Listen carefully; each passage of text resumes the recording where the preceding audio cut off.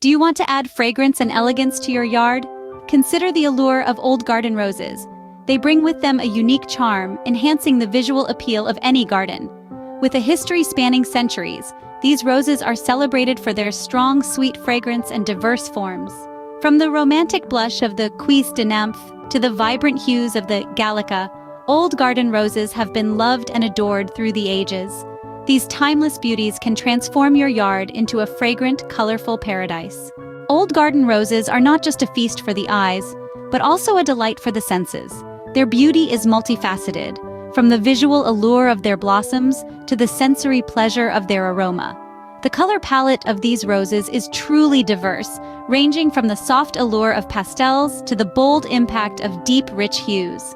Each hue brings a unique charm, painting your garden with an array of vibrant colors. But the beauty of old garden roses isn't limited to what meets the eye. Their fragrance is equally enchanting. From a light, delicate scent that gently teases the senses, to a heavy, heady perfume that fills the air, the fragrance of these roses is nothing short of intoxicating. Especially in the early morning and evening, the scent of old garden roses can permeate the air, transforming your garden into a fragrant paradise. With old garden roses, every day in your garden can feel like a special occasion. Old garden roses are a treasure that every garden enthusiast should explore.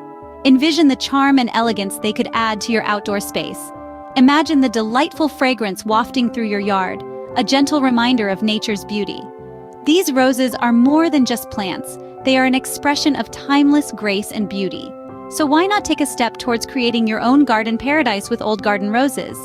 Don't forget to like this video and subscribe to our channel for more gardening tips and insights. Let the beauty of old garden roses inspire you to create your own garden paradise.